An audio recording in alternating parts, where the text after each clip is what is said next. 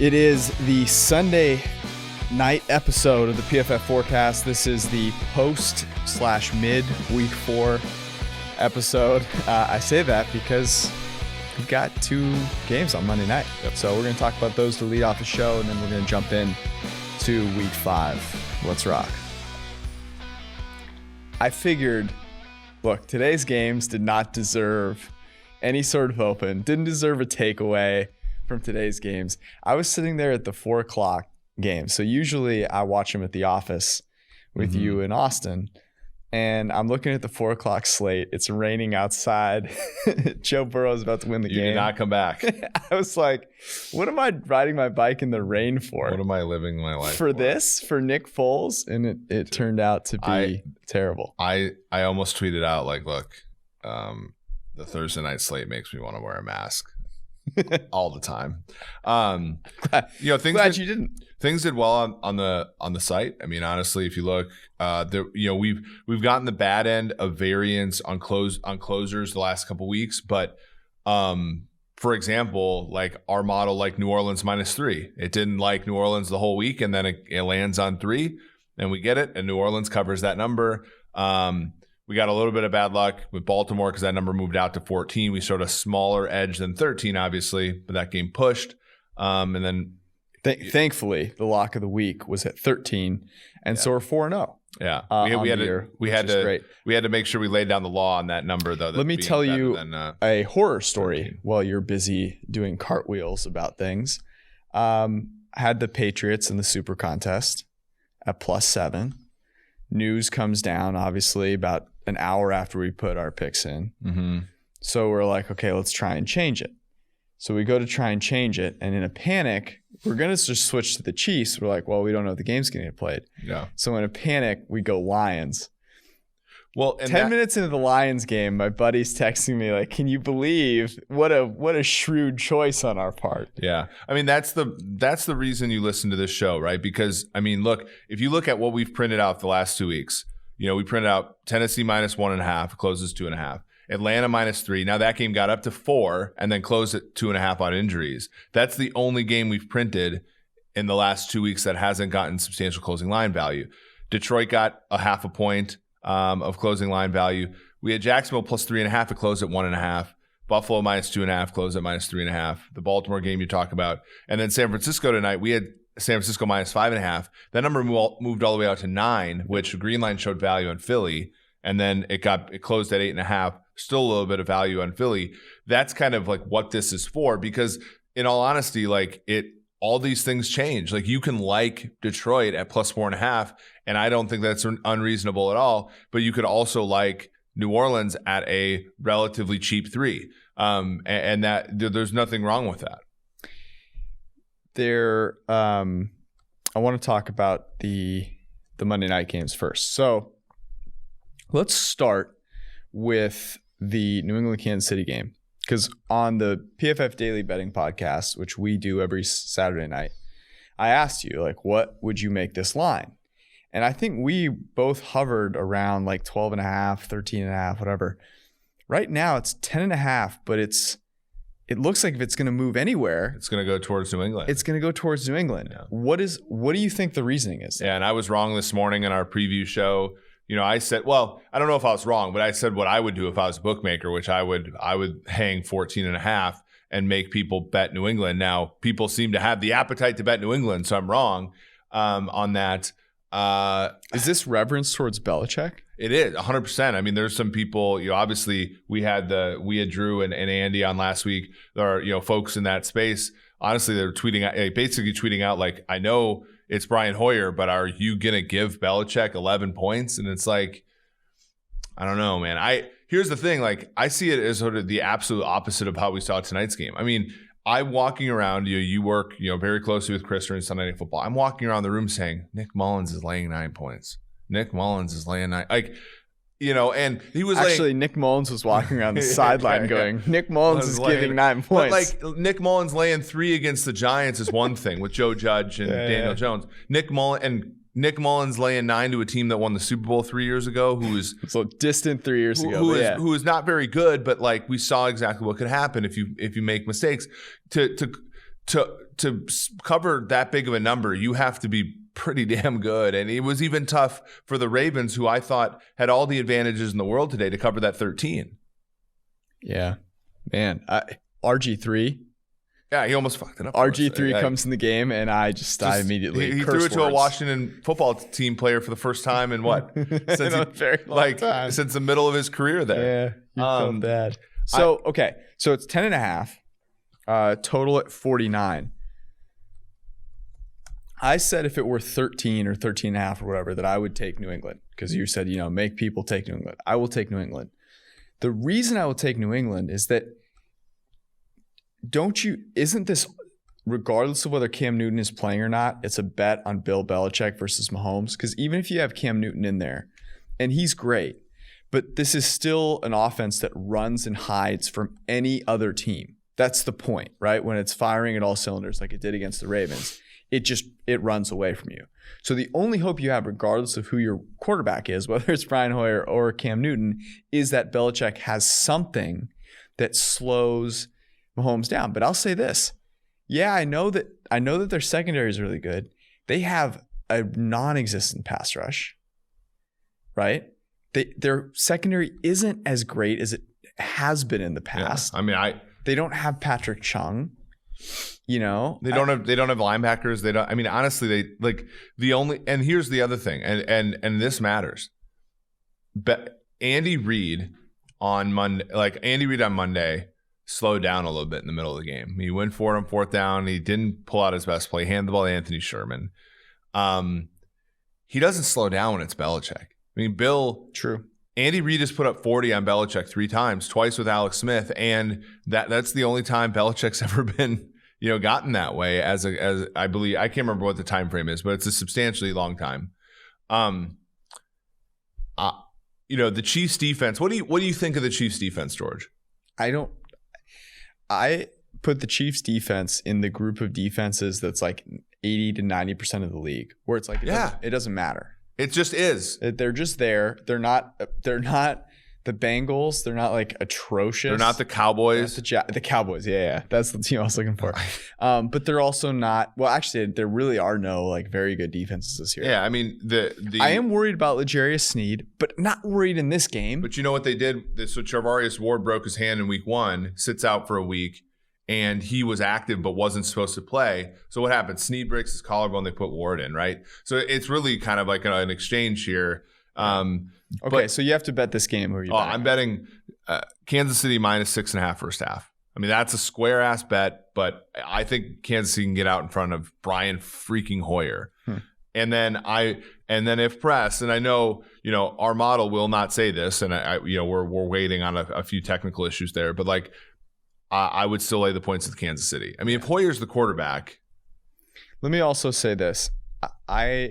We saw Kansas City not perform well with a quick quarterback change against the Chargers, right? When Justin Herbert comes in.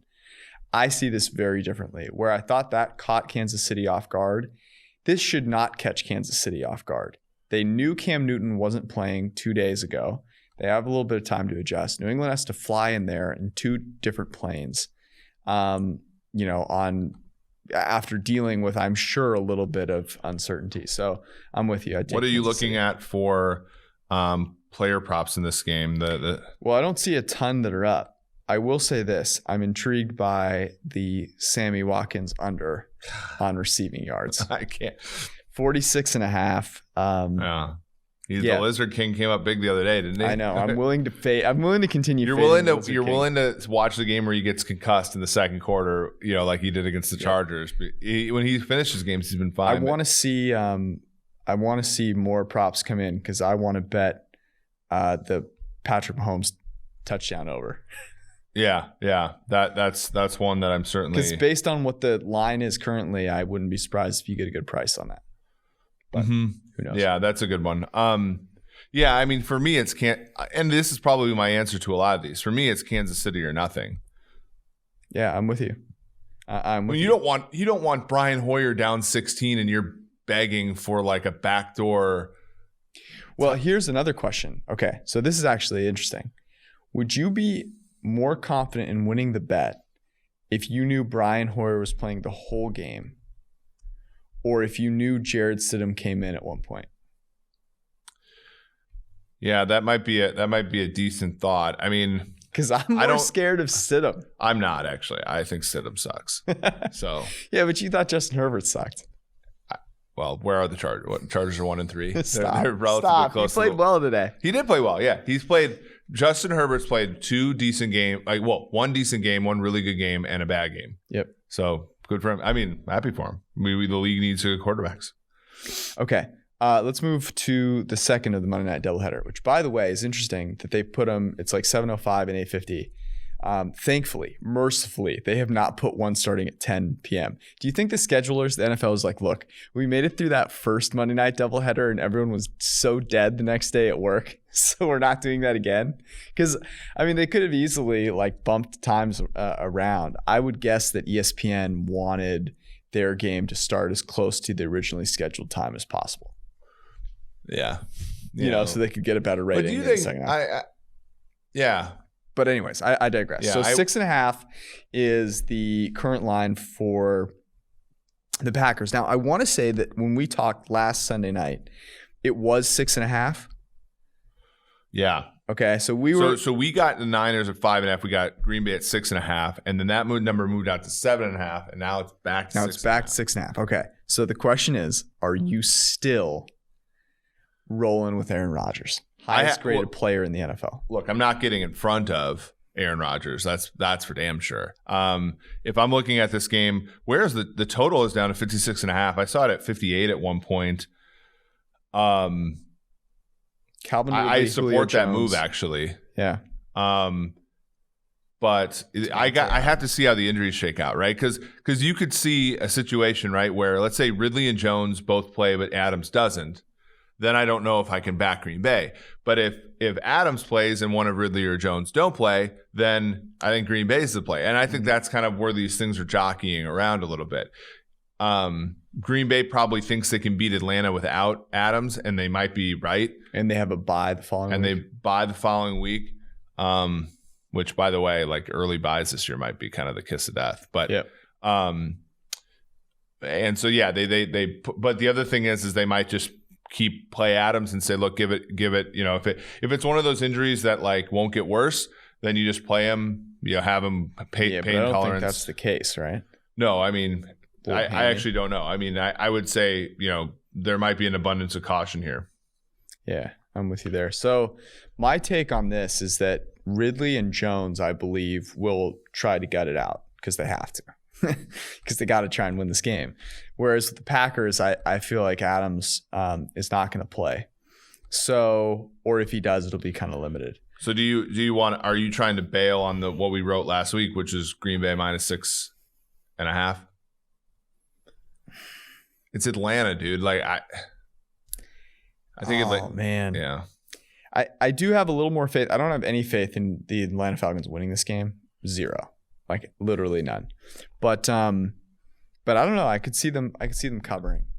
I hate being that guy that's like, oh well, I said this a week ago, and how dare I change? You know, it's like, hey, I thought Josh Allen was inaccurate a year ago, and therefore this year I'm gonna find a way to call him inaccurate this year.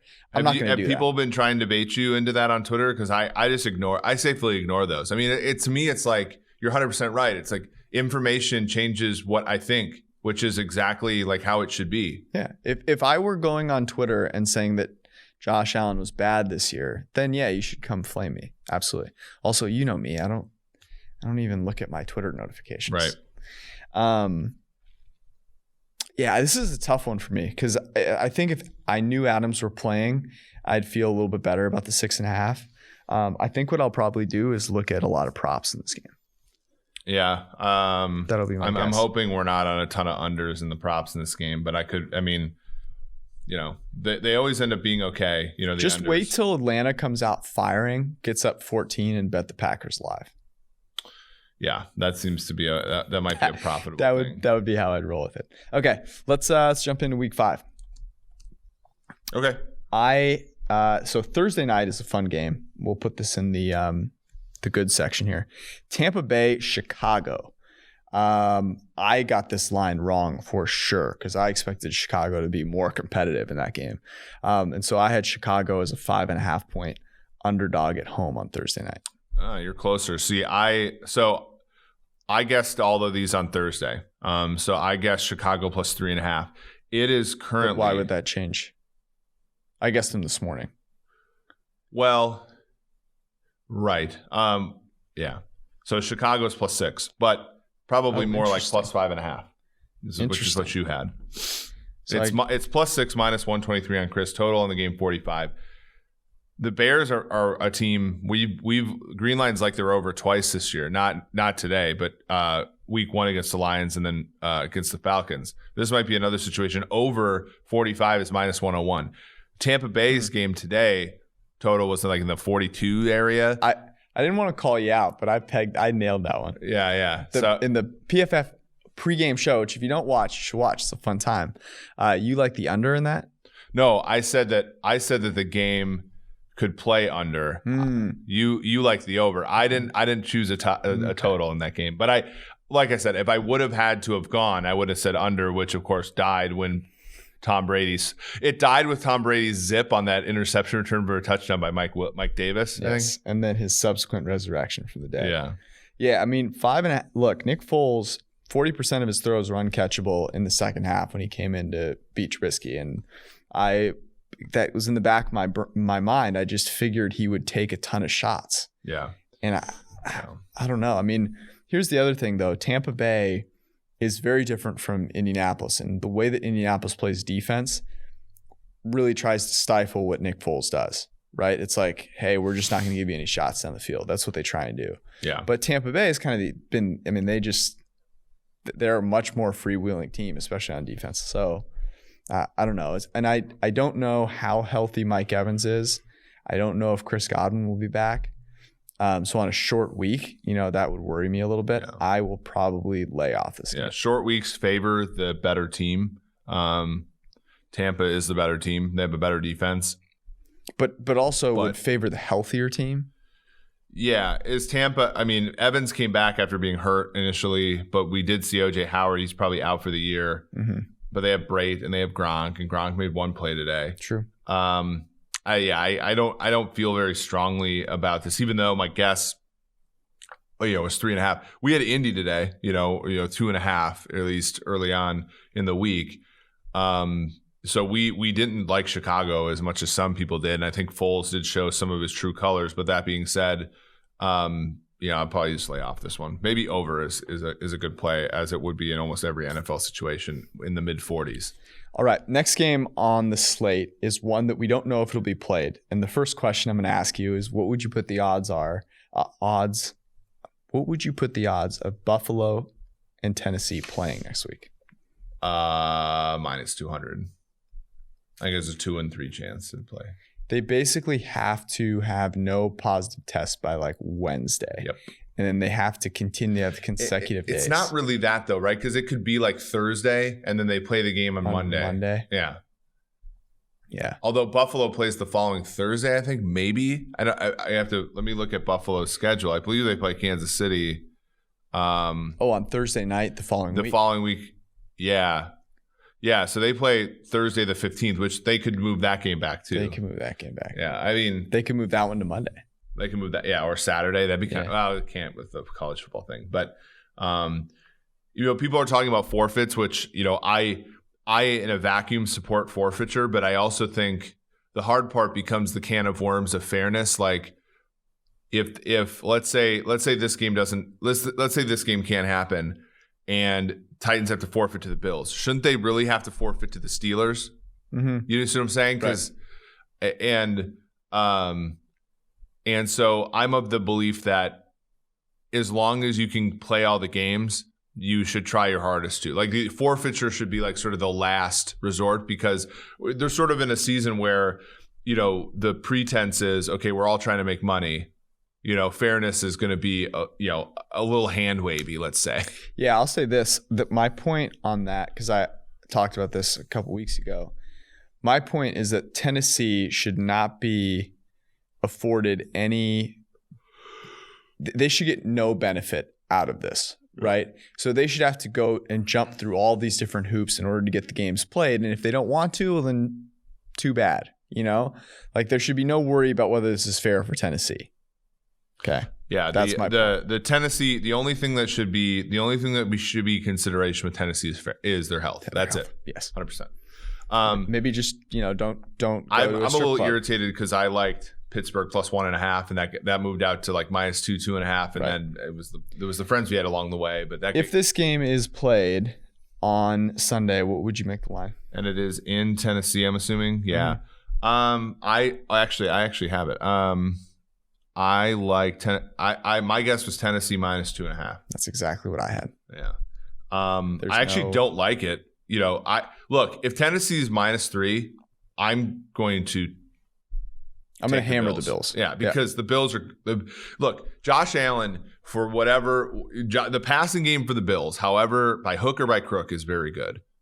Stephon Diggs is amazing. Cole Beasley's awesome in the slot. John Brown does his thing. The tight ends are fine.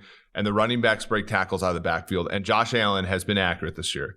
That's not a bus I want to get in front of until I see one game where he turns back into who he was his first 2 years. If he was accurate on that last deep ball to Diggs, he had another long touchdown. But, yeah. No, it's not perfect for sure. Underthrew a little bit. It's Josh not perfect, Allen, but he certainly doesn't pending review of the grades, second highest graded quarterback in this past week.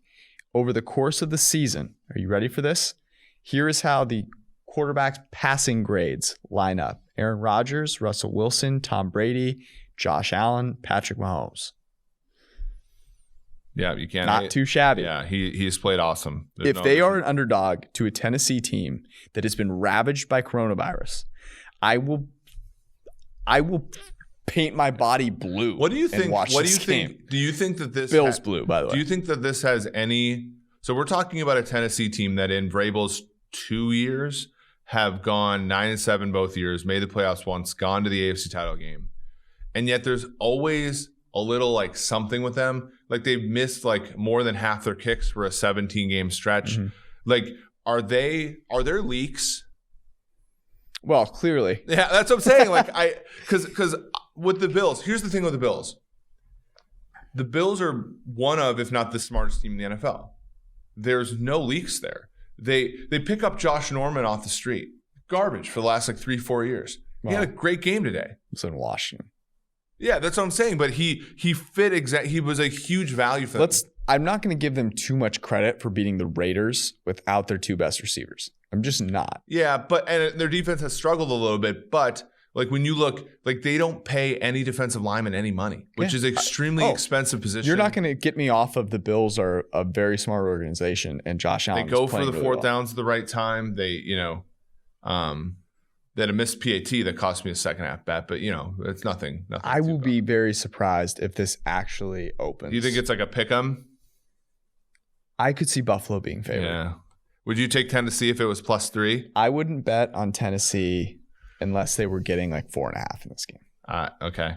I'd bet them +3, but that shows how thin the edges are. Okay, let's move on to the next game. I want to think happy thoughts. We almost lost 2 games today, by the way. I've got a happy thought for you here, which is a second Kansas City game for you that I'm putting in the top slate.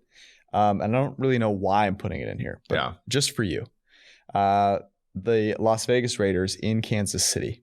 I made this line 11.5. Okay, that was the look-ahead line. And so I forgot to say this, by the way. Tampa Bay, Chicago's look-ahead line was +3.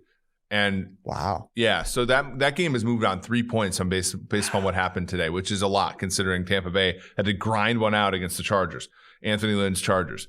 But I said so the look-ahead was 11.5. I think Kansas City will be favored by 13. Interesting. Huh. What baked in there is the idea that we both thought Buffalo. We wrote up Buffalo. Thought Buffalo would beat Las Vegas handily. They mostly did, and Kansas City would overperform. So there's no line on BetCris. I don't see it. My buddy Jeff Sherman at Golf Odds pre-Sunday night lines have Kansas City as a 12-point favorite. Okay, so right in between. I mean, I'd lay the 12 with Kansas City. This is interesting because instead of Belichick, you've got Gruden and the Raiders. Like that defense, Kansas City's putting up 50 if they're healthy. So the Raiders are plucky, though. I mean, when you look at Josh Jacobs as like a legitimate guy who could make he's kind of like the running backs for Los Angeles, where out of the backfield, he can make their lives kind of miserable. But and I'll say this: Kansas City, like Derek Carr gets flustered, but he's not going to get flustered without fans. Derek Carr also has beaten Kansas City twice in his entire career, including just once in the last 6 years. Yeah, I'm not worried about them winning that game. Yeah, I think though. Yeah. I mean, I guess it's not a place where I'm betting the Raiders. Yeah. I don't think. Might take the over. I mean, it's kind of like the game last year where remember the Raiders got out 10-0 and then the Chiefs just went 28-0 in one quarter. It's sort of that kind of game, it feels like. Next game, Minnesota at Seattle. This is Sunday night. This is in Seattle. What'd you think this would be? Yeah, so at the time, there was no line because of Minnesota's uncertainty with COVID. I guessed it would have been 9.5. Interesting. And it was 9.5 by today, and it's moved. I've already seen it, but what did you guess? Guess 7.5. And that's where it is now. It's actually 7.5, trending towards Minnesota. I'm just very good at this. I would lay the 7.5 even money right now in Seattle. I'm worried that you think I cheated here. I did not. No, it's good. I thought it would be 7.5. Here were my thoughts on why it would be 7.5. The Seattle's defense sucks narrative is out there, and I figured that Ryan Fitzpatrick would actually play well. There's no Jamal Adams. That offense has some playmakers. No Quentin Dunbar either. So I figured they'd put up some points, and that Minnesota would put up some points against Houston. I didn't think they'd win. They did. 7.5. I am of the mind that there will be some Minnesota backers in this game. Yeah, Minnesota hasn't won in Seattle since 2006. They haven't beaten Seattle, I don't think, since 2009. For some reason, people like to bet Minnesota as underdogs, though. Well, I mean, you see why today, Zimmer. though. You saw why today. I mean, but it isn't Zimmer anymore because their defense is I agree with you. I'm not saying that should be that But, case. Kirk, I have to look at how Kirk played today. I mean, I thought Kirk made some freaking throws today, which is sort of, He did. Which is good. I mean Justin Jefferson had over 100 yards again. Dalvin Cook was obviously, Dalvin Cook, they got ahead in the game so they could use Dalvin Cook for once, and he was great. Prior to review, looks like Kirk Cousins will be a top 6-ish greater passer this week. So, I mean, you can't really, if you're Minnesota, you can't be all that upset with that, right? I mean, and look, if they can go toe to toe with Seattle, then that's gonna bode well for him. I mean, he had 3 big time throws today. He averaged more than 10 yards a pass attempt. But my issue is Kirk is so inconsistent that you cannot count on him to go toe to toe with Russell Wilson. And while Russell Wilson is also sometimes inconsistent, he has not been for a long time. And Minnesota's defense is not a defense in which you would see inconsistency at all. So in a spot that I thought was kind of a trap game today in Miami, I saw some things that made me happy. My heart started beating as someone that before the season on our Bold Predictions podcast with Kevin Cole made a bold prediction that the Seattle Seahawks would go to the Super Bowl. I saw some things today that really juiced me up. Yeah, it was great. Half is ending. They get the ball back. They have an opportunity to just let Chris Carson or whoever their running back du jour is run it into the line, go into the locker room. They don't. They press the foot down on the gas. Wouldn't you know, the Miami Dolphins blow a coverage. They get the ball all the way down to 1. They score. Okay. They also went for, I believe it was a 4th and 2 when they could have easily kicked a field goal. There were things that just reiterated to me why the Seattle Seahawks are a team that you want to back this year. And the Minnesota Vikings set up perfectly for them to just absolutely torch. Here's my next point, and I'm getting to why I want to take the Seahawks here at 7.5. This is on Sunday Night Football. Kirk Cousins is going to be a disaster. Russell Wilson is not. DK Metcalf is going. There's not they could put all the corners on DK Metcalf that Minnesota has. It wouldn't matter. There you go. So even though I didn't divulge from that or differ from that line a whole lot, I want to take Seattle. I don't hate it at all. I mean, did you say this was juiced in one direction? Well, I saw it at it was 7 and now it's 7.5, but it's tilted towards the Vikings. If you can lay 7.5 basically even money with the Seahawks and still cash. So kind of dig it. That's one I have on my sheet in initial ones. The Seattle. I said -7, but I still think a -7.5. I'd take -7, -110. Yeah, I don't think that's available though. Like that's my only issue. Welcome to my sports book. Okay. Well, yeah. Okay. What's the next one? It would be funny if both of us designed a sports book and the other had to only go bet at that sports book. Sounds like a great idea. This stupid idea. All right, Monday Night Football is the last of the decent games in the slate. It's another meh slate. Actually, no, there's one more. The Los Angeles Chargers at the New Orleans Saints. I had the New Orleans Saints as a 6.5 point favorite in this game, and I'm sure I'm short. I had 7. What is it, like 8? It is 7.5. And 7.5 is actually what was the look ahead line. I don't know. I guess I thought New Orleans might underachieve again, but they came back and scored some points today. So I don't know. Like I think that's a game you just lay off. I mean, what if this thing got out to? I mean, you saw some Chargers money based upon the Herbert play. I mean, think about this though from the Chargers' perspective. I mean, they're basically going all in on Herbert here because they'll probably lose to New Orleans. That makes them 1-4. Then all of our discussions of their under, which no one else liked, are completely validated at this point. And there's really no reason to play Tyrod again, aside from an injury to Herbert. Not. So it sort of shapes up nicely for some of the people who are trying to fade the Los Angeles Chargers early on in the season. Yeah, you might want to knock on wood there. They faced the Chiefs twice. Still. I get it. One more time. Too. Bills, Patriots. Yeah. Falcons. So New Orleans was very banged up against the Lions, and maybe it was just the Lions, but like they crushed them. And they did it kind of without needing a Herculean effort from Alvin Kamara. Drew Brees looked a little bit better in this game. Where will his grade end up? Probably like a top 4 grade. So that's encouraging. If Drew Brees is anywhere back to what he was the last 3 years, they should have no problem. Say good day to Reggie Ray, I would say. But I'm curious, Michael Thomas, does he try and play in this game? They hold him out one more time. I mean, they're a big favorite. So I don't know. I kind of want to lay off. They're really in no position though to basically mess around because Tampa Bay is 3-1. And I mean, but what the interesting thing here is they'll know by Monday, how all the games are shaken out, but specifically Tampa, who had played the previous Thursday. So it's a good point. We'll know. I mean, we'll know more. It's a good point. I think Thomas's absence is baked into this number, though.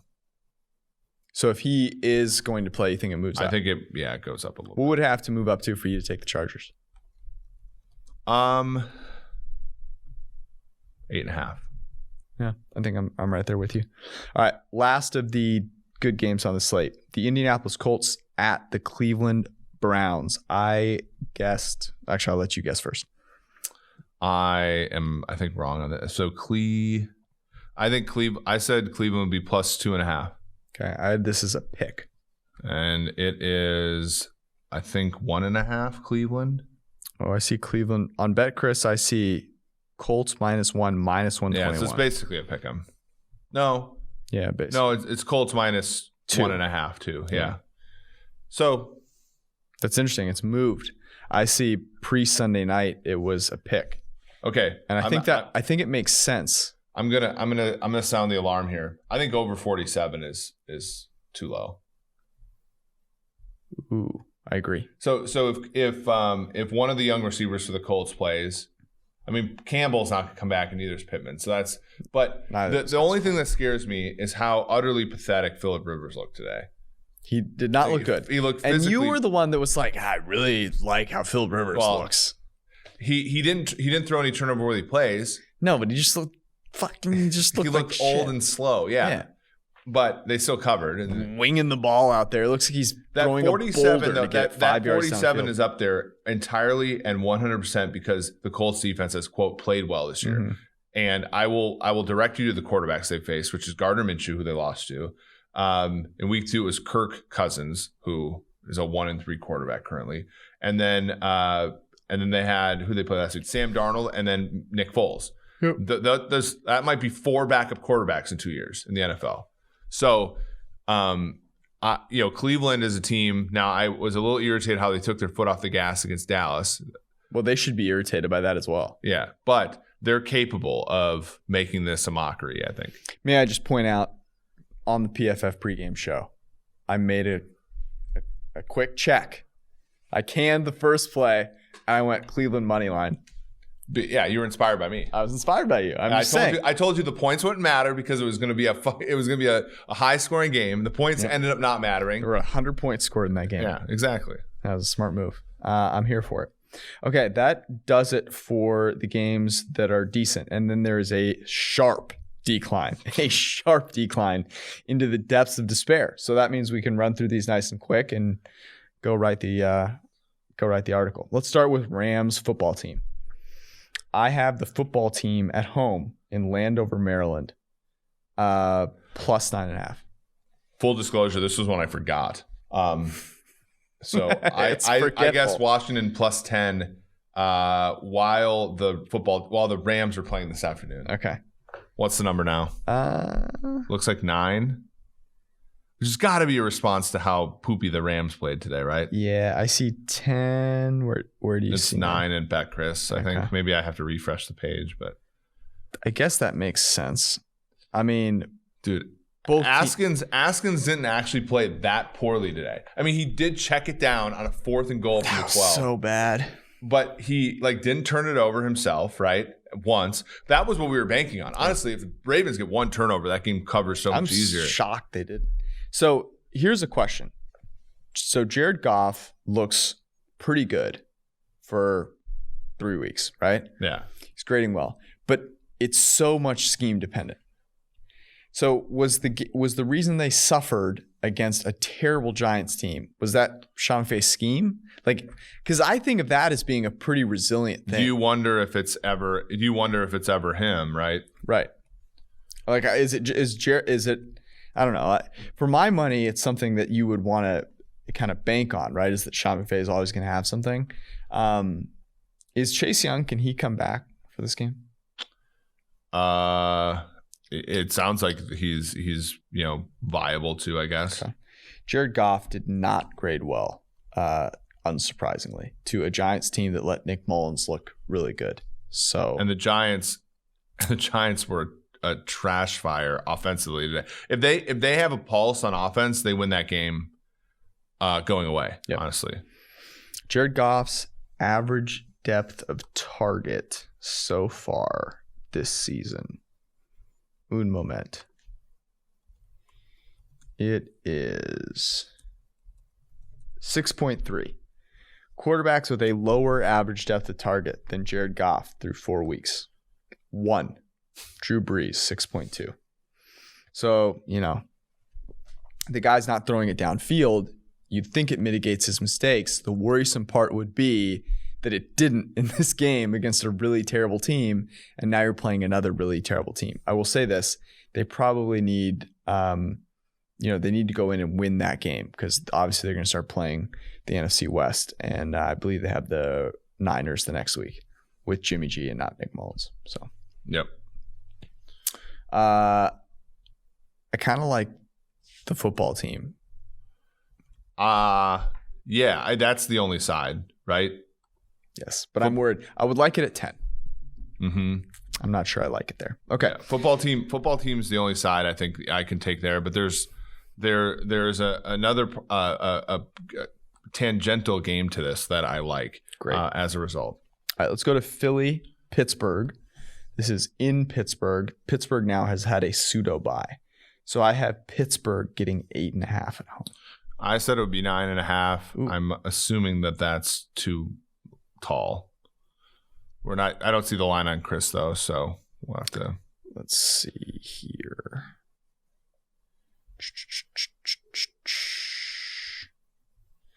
I see 8.5. Okay. Pre-Sunday night, which is interesting. So I would assume this maybe has come down. 7 maybe. Yeah. Pittsburgh seems like the kind of team that could just absolutely bludgeon Philadelphia. Were you? Yeah, I was gonna say, were you inspired at all by how Philly played in this game? No, I mean Wentz is tough. I mean Wentz is not like untough. He's just bad. You know, like he's not a wuss or anything. He doesn't cower away from pressure. No, I think it's spot on. That game, if the Niners play CJ Beathard that whole game, they win. Yeah. I mean, he looks Steve Bono like in that. Nick Mullins had half. 2 of the worst interceptions I've seen all year. They were awful. Yeah, they were like bad. I had to scratch my eyes because I thought maybe I was watching Saturday college football with how bad those interceptions were. Yeah, it's interesting. I wonder if Mullins regains the number 2 spot moving forward for him. Did he? How many millions of dollars did Nick Mullins cost himself tonight? A lot. You know what I mean? Like it's unbelievable. A team was going to make him a starter. Yeah. Poor guy. So Nick, he went from Steve Bono to like Sonny Bono on the field. Rough. Elvis Gerbach style. Yeah, to me, if this is, it's a flat 7, you're going Pittsburgh. I mean, that's kind of how I feel. Yeah. Because the Niners defense had nobody. Mm-hmm.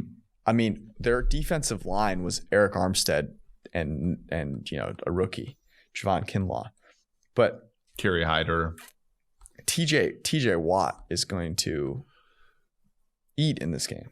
The only teams that can beat up on teams like the Ravens and the Steelers who blitz a lot and then play man coverage are Kansas City Chiefs offenses. Right. And the Philadelphia Eagles are like the exact opposite of that.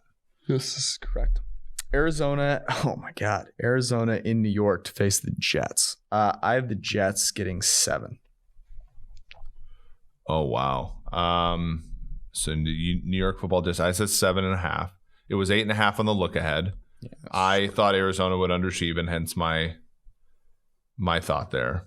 That was my thought as well. I guess they didn't underachieve enough. Where's the number at currently? I see no line. Okay. Well, that's because Darnold might be hurt. We almost got some Joe Flacco. It was the first time in Joe Flacco's career. I see 7.5 on Bet Chris.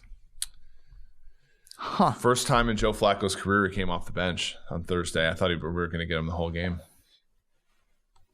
Man, 7.5. I'm not betting on the Jets. There's no way. Mm-hmm. No, I mean, that's a dead team. That's a redacted, as our friend Josh Hermsmeyer would say. I can't do it. All right. Jacksonville at Houston. I have Houston. Oh, man. I had Houston as a 5.5 point favorite. Look ahead was 6.5. My guess was 6. It is 7 currently. People are taking a lot away from that Jacksonville game against Cincy. And while I feel like this game being 7 currently is mostly it was the same bet as last week when Houston faced Minnesota. Mm-hmm. Well, they have to win. They have to win here. They have to win here. And my question is, do they?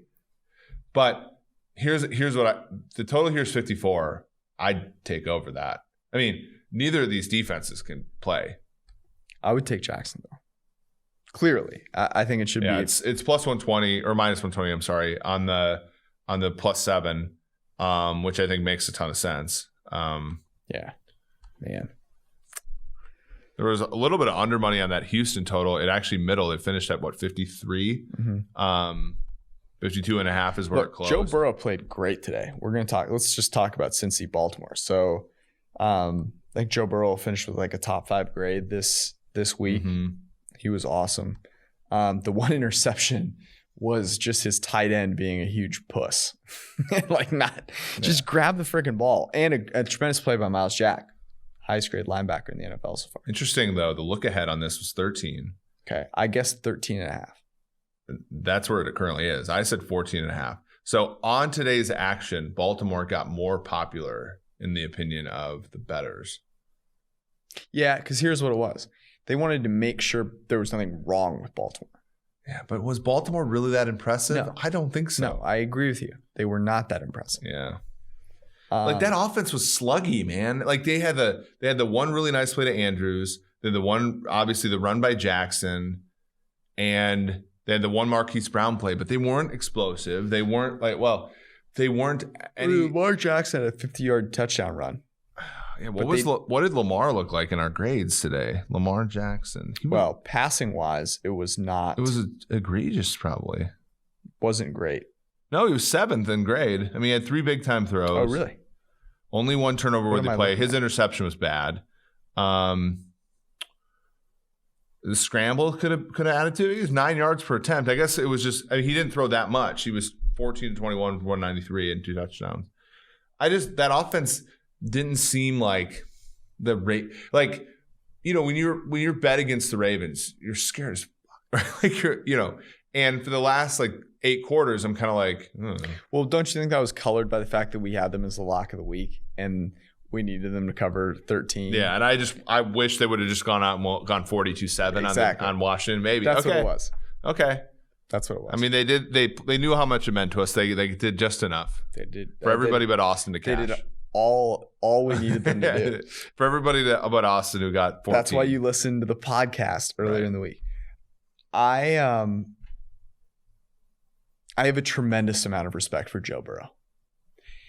And if he's getting 13 and a half, 14 points, I mean, this is this isn't a back door.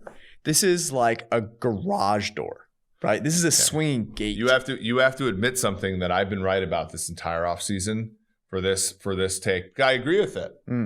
But there's a reason why. And I talk about Baltimore's defense. You need wide receivers to beat Baltimore's defense. Yeah. John Ross is nowhere to be found. He played as much as me today. T. Higgins is he was inactive. T. Higgins is okay. AJ Green is awful now. Oh, you want me to admit that Tyler Boyd is amazing? Good. Yes. Tyler Boyd is an excellent wide receiver, and he does the corner route stuff that Justin Jefferson did at LSU to a T. And for that reason, I do agree with you. I do think that the Cincinnati is the only side of this game. I mean, the fact, dude, Tyler Boyd's fantastic. Dude, Baltimore is laying the same amount of points, more or less, the average of what they just laid against Washington. That was what I was thinking. It's unbelievable. And now the Washington's defense is better than Bengals defense, though. Yeah, are you not really worried though about this letdown? Like the Bengals just won a game. Joe Burrow tweets out. Yeah, but the Ravens are I think do you feel like the Ravens are sort of one big letdown from now on? Like what was the Ravens' goal this year? To win a playoff game. To win the Super Bowl, right? But Let's start with a playoff game. Yeah. But they go out and they dump truck the first 2 teams they face. Mm-hmm. They get to week 3. This is their Super Bowl for now, right? And until you play the Steelers, there's no other big game like this. And they get rolled. And then it's like, well, you're kind of in this holding pattern. Like you didn't get this promotion at work, and now you just kind of have to and they're 2 touchdown favorites. All right. Yeah. Miami at San Francisco. Jimmy G will be back for this game. I'm fairly confident. We saw George Kittle is fucking amazing. Also, in a losing effort, I was still impressed with Kyle Shanahan. Well, I mean, CJ Beathard, they're the same thing. Nick Mullins is just freaking awful, atrocious. You're just happy you found a couple dump offs to McKinnon for that prop. Yeah. Thank God. I have San Francisco as a 10.5-point favorite at home against the Dolphins. The plucky Dolphins. I look ahead was 8.5. I had them 7.5. Oh, interesting. I'm setting myself up for a disaster here. What does golf odds have? Mr. Jeff Sherman, pre-Sunday Night Football, had San Francisco 9.5. So I'm guessing it came down a little bit. Although Miami wasn't people were dumping money on Miami. I know. And then, we were on the pregame show. It was like, look, 4.5 is probably, but, to be fair, come back here for a second. So when we talked about this game all week, we said 7 was, Seattle. And I think we were right in saying 7 was too many. Mm-hmm. I think waiting until 4.5 was correct because it was exactly how the game played out. A rare situation we're waiting. Yeah. benefits you. I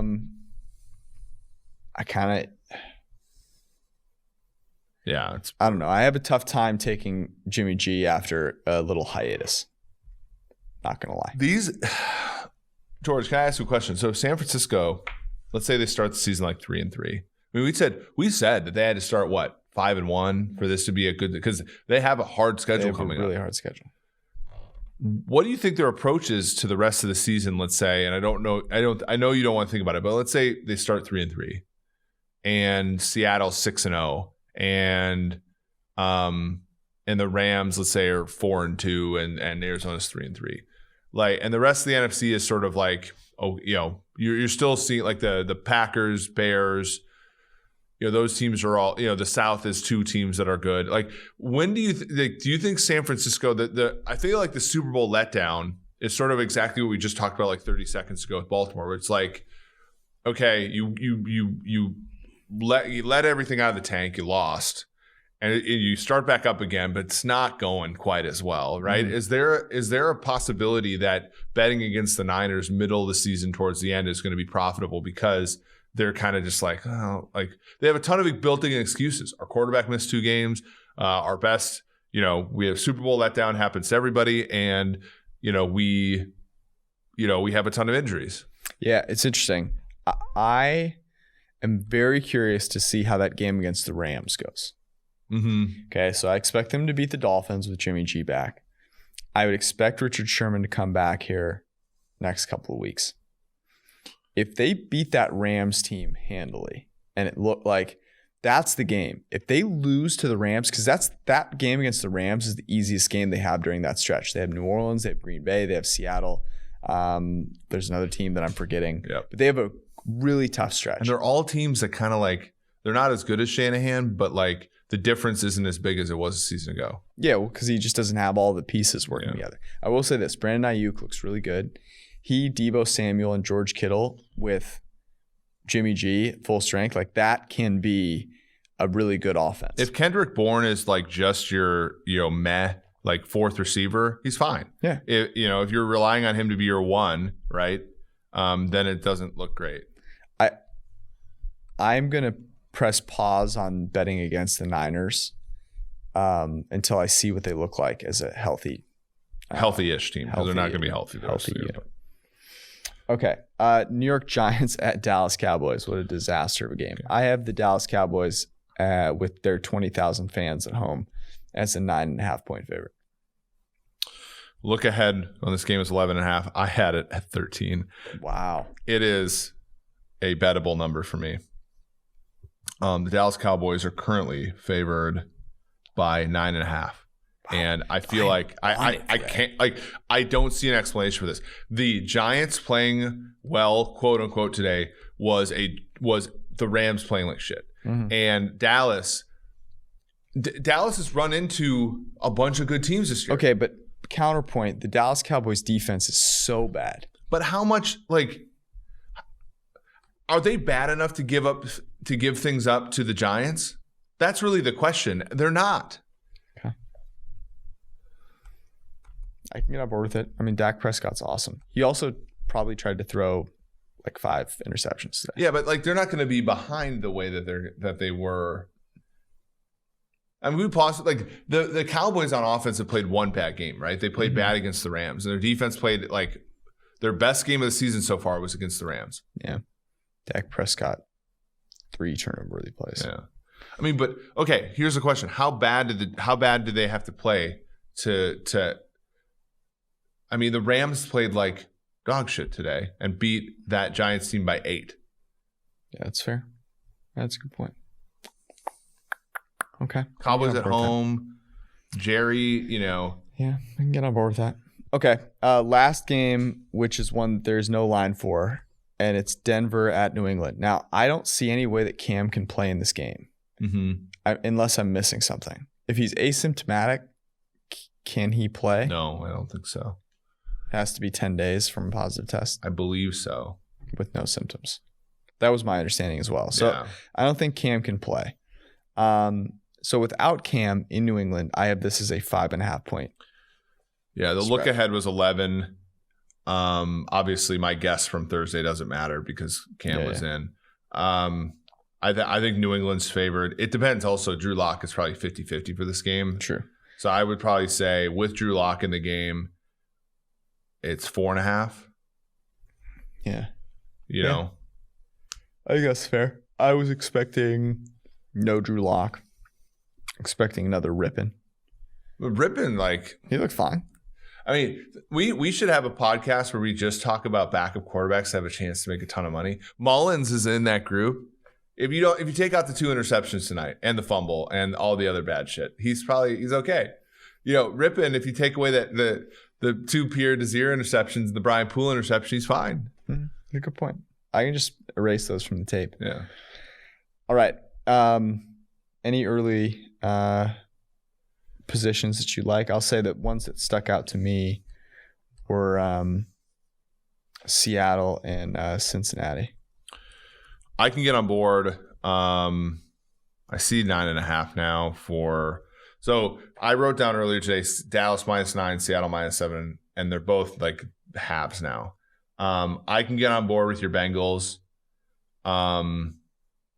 I can also get on board with Jacksonville +7, although at some point Deshaun Watson is going to play well. But you think the same thing about Jacksonville too, like. True. So those are like the 3 that I can consider. I kind of want to. What do you think about throwing Seattle out though at 7.5? I feel like that's. Yeah, because I think like Kirk is the kind of guy that backdoor like a 7 because he did last year the same. So last year in Monday Night Football, Seattle was favored by 2.5, and they had the Anthony Harris pick 6, but they also had Kirk. You know, Kirk backdoor would have been a 7.5 in that game. I don't see the same fight out of Daniel Jones. I mean, Dallas is going to put up 50 on the Giants because like McCarthy has to prove out there, right? Like. And Joe Judge is just proving how tough he is, which doesn't show up on the scoreboard. True. What are your reservations about the Bengals? My reservations about the Bengals, honestly, it's just that they have a letdown from finally winning a game. Here's a question, because I guess this is also what this is for. Do you think the number gets bigger? No, I think it sits at 13.5. Because then that would be the only thing to keep us from doing this is if we think by Thursday it'll be 14 and a half. I don't think so. Dallas, I do think that number is going to get bigger. We should just go for it now. I get on board with that. I like Indy Cleveland over as well. Okay. Any worries about Philip Rivers sucking? Yeah. Yeah, of course I have worries about Philip Rivers sucking. I thought he sucked before. But the Cleveland defense is horrible. The Dallas really had issues with Myles Garrett, but they have a far inferior offensive line to Indianapolis. Chicago's defense is actually probably fairly decent, all told. Yeah, all right, I can do that. What do you? So you're thinking about Cleveland over? So that'd be 47. Does it look like minus 118? Mm-hmm. So we can go with 47 if those seem like the. And then here's the other one that I want to put in there. And by the way, you can read this article tomorrow because we're gonna go home and write it somehow, some way. Buffalo getting any number of points. Yes. Okay, we might want to save that for our lock. Just fade the Titans. Well, yeah, but we can still write it up now. Anyways, let's get the hell out of here because it's very early in the morning. Thank you guys for tuning in. Hopefully you get a little bit of sleep. Put a prop in here. You're gonna put a prop in there? Oh, prop king. Okay. Eric's trying to steal. I am the prop king, and you will not take me down. Anyways, that's been our podcast. Love you all. Peace out. You want to get rid of me and get back to more great PFF YouTube content? All you have to do is push that button right there and subscribe. Thanks for watching.